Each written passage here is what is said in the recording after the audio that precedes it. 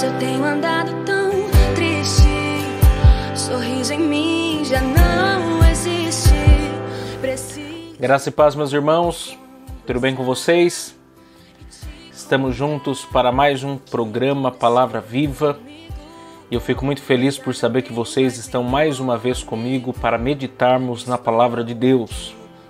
Meu nome é Miqueias Alves e meu WhatsApp, para você que nos ouve me mandar uma mensagem fazendo seu pedido de oração, é 12 99192 5941. 12 99192 5941. 12 99192 5941.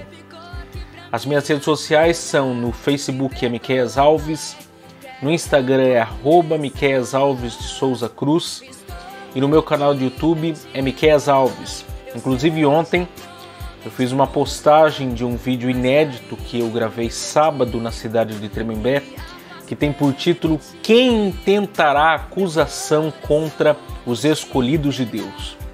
Quem intentará acusação contra os escolhidos de Deus? Uma exposição do Evangelho de João, capítulo 8, versos 1 a 11, falando da mulher adúltera.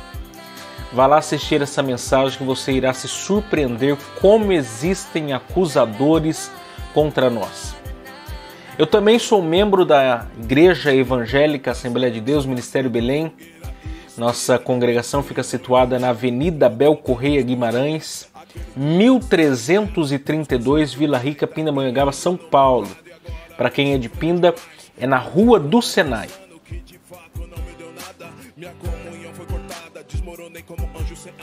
Senhor meu Deus, Pai amado e Deus eterno, obrigado por mais esse programa Palavra Viva. Fala conosco mais uma vez mediante a Tua Palavra.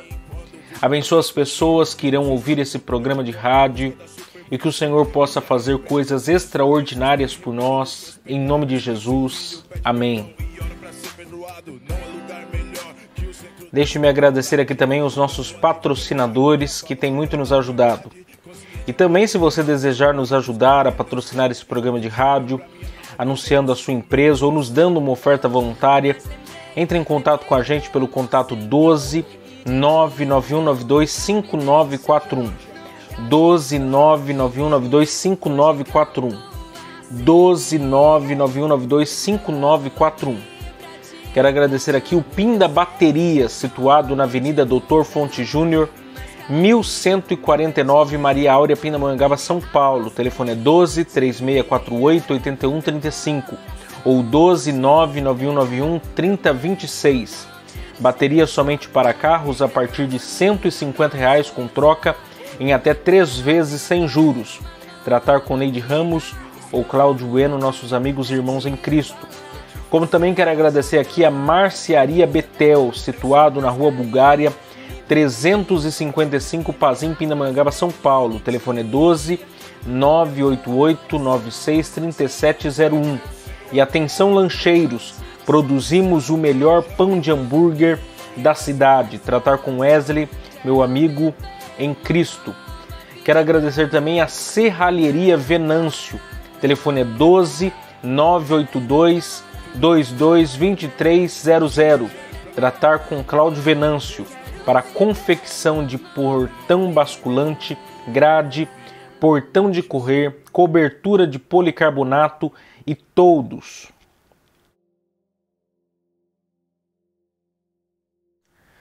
Eu quero meditar com vocês hoje na segunda e última parte da mensagem que tem por título A Espera Confiante em Deus. A espera confiante em Deus, com base no Salmo 42, versos 5, 11 e depois o Salmo 43, verso 5. O texto diz assim, Salmo 42, verso 5. Por que estás abatido a minha alma? E por que te perturbas em mim? Espere em Deus, pois ainda o louvarei na salvação da sua presença. Verso 11. Por que estás abatido a minha alma? E por que te perturbas dentro de mim? Espere em Deus, pois ainda o louvarei. Ele é a salvação da minha face e meu Deus. Salmo 43, verso 5. Por que estás abatido a minha alma? E por que te perturbas dentro de mim? Espere em Deus, pois ainda o louvarei. Ele é a salvação da minha face e Deus meu. Na sexta-feira nós havíamos visto que o salmista, no Salmo 42, versos 5, 11 e depois no Salmo 43, verso 5, estava conversando com a sua alma. O salmista estava levantando perguntas a si mesmo e buscando resposta com base em sua consciência em relação a Deus e sua experiência pessoal com Ele. O salmista sabe que existia algo errado dentro de si e por isso tentou investigar as origens de todo o seu sofrimento, como também acalentar a sua alma com as informações que lá existiam sobre si mesmo e sobre o seu Deus Criador. Esse refrão repetido no Salmo 42, versos 5 e 11, e depois no Salmo 43, verso 5, na verdade, inicialmente fazia parte de um só salmo. Não sabemos em que momento esse salmo foi dividido. O que sabemos é que esse refrão, repetido 3 vezes, nos mostram as 3 fases que esse salmista estava passando por sua vida. No primeiro cenário, num deserto, Salmo 42, versos de número 1 a 6. No segundo cenário, numa tempestade, Salmo 42, versos 7 a 11. E no terceiro cenário, temos o final de sua aprovação, que é o Salmo 43, versos de número 1 a 5. Então, o coração desse salmo, o coração da angústia desse salmista, ele traduziu num refrão que virou música a ser cantada por todos os israelitas e como toda a igreja até os dias atuais. No Salmo 42 e 43, a qual estamos fazendo menção, esses salmos ele faz parte do segundo livro dos Salmos, que vai do Salmo 42 ao 72. Lembrando que os Salmos eles são divididos em 5 partes ou em 5 livros. E o Salmo 42 e 43 está dentro do grupo dos Salmos do livro 2, que vai do Salmo 42 ao 72. A autoria desse salmo é atribuída aos filhos de Coré, ou filhos de Corá, aquele levita da ordem dos coatitas, que se levantou contra a autoridade de sacerdote que Moisés e Arão possuíam. Os filhos dele continuaram a serviço de Deus e se tornaram guias de adoração em Israel, formando um grupo de cantores no templo, cujas músicas eles próprios escreviam. A ele se atribuiu a feitura de 11 salmos, do 42 aos seguintes. Esses 2 salmos em questão foram escritos no contexto do cativeiro babilônico. O salmista estava longe do templo do Senhor, dos sacrifícios, de suas tarefas, e começou a expressar nesse salmo a sua dor, a sua angústia. A partir daí que nós começamos a fazer algumas considerações fundamentais sobre esse salmo. Em primeiro lugar, nós vimos, lá na sexta-feira, os antecedentes biográficos do autor desse salmo. Se você quiser ver, ou quiser melhor ouvir essa primeira parte dessa mensagem, você pode entrar lá no meu canal no YouTube, Miqueias Alves, que você vai encontrar. E agora, em segundo lugar, nós veremos o contexto a qual o salmo foi escrito. O salmista escreveu esse salmo durante o cativeiro babilônico. O povo de Israel viveu 3 cativeiros: o cativeiro egípcio, o cativeiro assírio e o cativeiro babilônico. O cativeiro babilônico durou 70 anos e durante esse período o povo não podia adorar a Deus como a lei de Moisés prescrevia. Esse salmista, como nós já vimos, era ativo no templo do Senhor, cuidava de inúmeras responsabilidades no templo de Salomão, diferente de seu ancestral Coré ou Corá. Eles eram satisfeitos quanto às suas obrigações, eles amavam a casa do Senhor e o serviço ao povo da aliança. O contexto dos filhos de Corá, quando nós então aqui paramos para observar, não é muito diferente daquilo que nós estamos vivendo hoje. Por quê? Porque assim como eles, nós também estamos privados de estar no templo do Senhor, o adorando como a sua palavra nos instrui. E eu não estou aqui para levantar nenhuma polêmica em cima desse tema, mas fica de exemplo para nós o que o povo de Deus já passou em outras épocas. O povo de Israel ficou 70 anos longe do templo de Salomão sem poder oferecer sacrifícios. Inclusive, é nesse período que surgem as sinagogas. As sinagogas eram formadas a princípio quando se completava o número de 10 famílias judaicas numa determinada localidade. Na sinagoga, uma vez por semana, o povo se reunia para orar, para ler a lei do Senhor, e alguém se levantava para explicar ao povo o seu significado. Nas sinagogas, no entanto, não se sacrificava. Durante a semana, geralmente, ela era usada como escola para os filhos dos judeus. Então, a privação de adorar ao Senhor em assembleia, no templo, não é uma exclusividade da igreja em tempos de pandemia. Às vezes eu fico observando a histeria de alguns cristãos em relação ao fechamento das igrejas e a impossibilidade de cultuar presencialmente como pura hipocrisia. Muitos desses, quando as igrejas estavam abertas, trocaram cultos por futebol, festas de aniversário, passeios no shopping. Muitos desses se esquecem, ou muitos desses se esqueceram que existem cristãos perseguidos em países fechados que nunca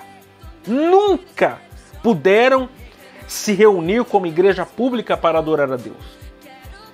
Fico triste porque muitos dos pastores que querem que os cultos voltem, na verdade, não é com a intenção de fazer os seus membros mais parecidos com Jesus, mas por causa do lucro.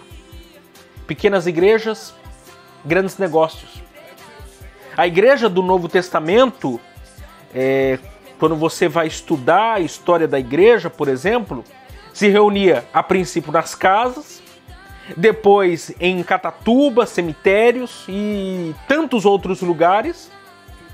Aí agora, a igreja do século XXI não consegue mais dobrar seus joelhos dentro de casa para orar, para meditar na palavra do Senhor, e tampouco sentar para assistir uma live dentro da sua própria casa, no seu conforto, sem ninguém te perseguindo, sem ninguém te privando disso. E hoje nós temos essa dificuldade. Quer dizer, parece que tudo isso é uma piada. Quando você olha o todo, parece que isso é uma piada. Quer dizer, nós somos a geração mimimi. A geração que não está satisfeita com nada. A geração que está tão próxima da luz, mas que ficou cega. Não estão faltando cultos, missas, reuniões, mas sim compromisso com Deus, santidade, arrependimento e temor diante ao Criador dos céus e da terra. Enquanto nós não acordarmos para esse fato, nada vai mudar, nada vai ser transformado na realidade a qual nós estamos vivendo. Mas eu quero pontuar algumas verdades acerca do sofrimento do salmista em seu exílio na Babilônia. O salmista repete 3 vezes o seguinte refrão: por que estás abatida, ó minha alma? E por que te perturbas dentro de mim? Espere em Deus, pois ainda o louvarei. Ele é a salvação da minha face e Deus meu. Quando nós nos deparamos com essa declaração, nós já podemos perceber a mutabilidade humana e a imutabilidade divina. O salmista estava em crise com aquilo que ele era e com aquilo que ele sabia que Deus era. Por um lado, ele estava preocupado e aflito, mas por outro, ele estava confiante e convicto. No final das contas, tudo que ele estava enfrentando não passava de uma questão de tempo para se consumar. Ele precisava esperar e confiar em Deus que as coisas iriam mudar. E para isso eu quero fazer uma ilustração para você. Conta-se uma história que um homem na Romênia sempre dizia para o seu filho a seguinte frase: haja o que houver, sempre estarei ao seu lado. Haja o que houver, sempre estarei ao seu lado. E aí o que aconteceu? Aconteceu um terremoto na cidade que ele morava. Imediatamente ele foi para a escola do seu filho. Quando ele chegou lá, acompanhado de outros pais, e viram aquele cenário, um montão de ruínas, eles imediatamente começaram a cavar. Começaram a buscar nos destroços sobreviventes. Só que passado algum tempo, e conforme o tempo vai passando, o cansaço bate, outras pessoas vêm ajudar, vieram os bombeiros, mas alguns começaram a ficar fadigados desse trabalho e começaram a desistir e deixar para os outros atuarem. Esse homem, obstinado, não parava, não desistia. Algumas pessoas até chegaram para ele e falaram assim: não, pare um pouco, desista, respire, para que você tenha força para você fazer mais alguma coisa. Mas ele disse: não, eu fiz uma promessa para o meu filho, haja o que houver, nunca vou abandonar você. Isso era o gás, isso era o fator motivacional pelo qual ele continuava fazendo as suas buscas. Num determinado momento dessa realidade, dessa situação, um guindaste tirou uma grande pedra, uma grande cratera, né, uma grande montanha de pedras ali que havia se amontoado num determinado lugar. E ele, mais uma vez, questiona, chama pelo seu filho. Até que ele ouve uma voz infantil que diz: pai, estou aqui. E aí ele pergunta emocionado: você está bem, meu amor? E o filho responde: sim, papai, mas estamos com sede e fome. E aí ele, ao ouvir essas palavras do filho, diz: mas tem mais alguém com você? E ele diz: sim, todos os alunos da minha classe estão aqui. Mais tarde, quando foi tirado, as crianças foram salvas, a televisão veio, os jornalistas vieram e foram entrevistar esse menino e perguntaram para ele se ele não havia ficado com medo de tudo aquilo que estava acontecendo. E ele respondeu as seguintes palavras: não. Eu falei para os meus amigos: não precisam ter medo. Meu pai irá nos achar. Ele prometeu que sempre estaria ao meu lado. E meu pai nunca quebrou uma promessa. O povo de Israel estava naquele exílio, longe de Jerusalém, longe do templo do Senhor, longe das suas casas, porque eles haviam semeado isso. Deus os levou para o exílio a fim de discipliná-los, porque eles estavam antes mergulhados nos seus pecados. Mas a promessa era que eles voltariam para Israel uma vez que eles se arrependessem de seus pecados. Na Bíblia Sagrada, exílio ou cativeiro é diferente, por exemplo, de deserto. O deserto pode ser um meio de Deus nos disciplinar, como também de nos abençoar, nos levando para a sua Canaã providencial. Contudo, exílio, cativeiro, não. Exílio sempre é lugar de disciplina, de correção. Deus estava disciplinando eles, mas era para eles colocarem eles novamente ao centro da sua vontade. O sofrimento deles era temporário. Deus havia estabelecido data de início e data de término. O salmista estava sofrendo, mas aquele sofrimento estava cumprindo um propósito de Deus para a sua vida. Ele se via ora num deserto, no que diz respeito à presença de Deus, como ao mesmo tempo numa tempestade que o desestabilizava. O salmista não conseguia descrever o que estava passando em seu coração. Então ele traduz de uma forma poética para nós, no Salmo 42, 43. Mas o que está acontecendo? Muitos naquele cativeiro foram separados de suas famílias.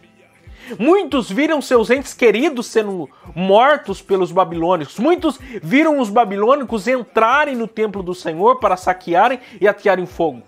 Então não era só o fato deles estarem longe de casa, mas de estarem destruídos e humilhados na terra estrangeira, tendo que conviver ainda com seus algozes, conviver ainda com aqueles que o maltrataram.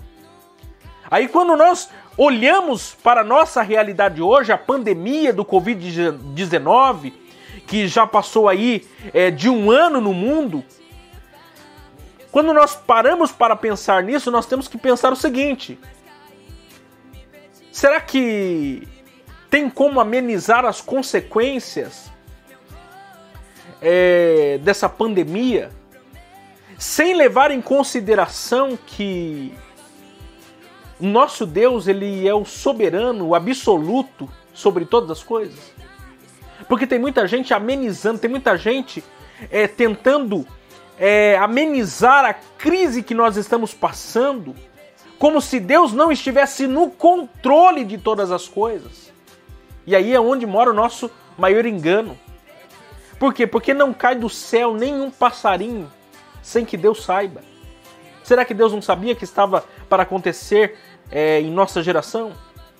Claro que sabia. Tudo que nós estamos passando, tudo o que está nos acontecendo no mundo, está acontecendo mediado o governo soberano de Deus. Ele não é só criador de todas as coisas, mas ele é também mantenedor de todas as coisas do universo. Existem muitas coisas que Deus está nos ensinando em meio a essa pandemia. Só não vê quem não quer. Nesse momento, eu sei que você está aí coçando a sua cabeça e pensando: então foi Deus quem mandou a pandemia? Depende. Por quê? Porque a pandemia não é só fruto da ação soberana de Deus no mundo, mas da própria ação do homem no mundo a partir do momento em que ele pecou contra Deus no Éden. Todo mal existente no mundo é fruto da entrada do pecado no mundo. Deus se utiliza de todos esses sofrimentos existentes no mundo para disciplinar o seu povo. Deus poderia acabar com a pandemia hoje se ele quisesse, mas não faz porque está usando a pandemia para falar com a humanidade. O que precisa estar em nossa consciência é que tudo isso vai passar. Vai passar quando? Quando Deus quiser que passe. Vai passar quando Deus tiver ensinado por meio desse sofrimento tudo que Ele tinha para nos ensinar. Vai passar quando a humanidade descer do seu pedestal da autossuficiência. Vai passar quando nós decidirmos confiar integralmente no Deus da nossa salvação. E se caso eu ou você não venhamos sobreviver a essa pandemia, temos que ter em Deus a nossa firme convicção, a nossa firme certeza de salvação. Tudo nessa terra terá fim, mas os que morreram em Cristo terão vida eterna. Que nós não venhamos perder de vista isso, que nós não venhamos perder de vista esse fato. Esse salmo nos ensina muitas verdades para o tempo em que nós estamos vivendo. Precisamos continuar confiando em Deus, sabendo que, por fim, Ele nos dará salvação. A palavra de Deus nunca nos prometeu a ausência de provações, mas sim a presença constante de Deus conosco em meio às provações. Então continue confiando em Deus e descanse a sua alma nele. Mesmo quando nos faltam palavras para descrever o nosso sofrimento, o Espírito Santo ainda consegue traduzir a Deus exatamente aquilo que nos aflige. Deixa eu orar com você. Senhor Deus, abençoa esse, ó Pai, que está ouvindo esse programa de rádio. Acalma o coração dele, que nós possamos segurar nas suas mãos, confiar em Ti, descansar em Ti, sabendo que o Senhor está no absoluto controle de tudo. E que tudo isso vai passar, mas enquanto não passar, que nós venhamos continuar confiando em Ti. Em nome de Jesus, amém. Meus irmãos, até amanhã. Deus abençoe vocês.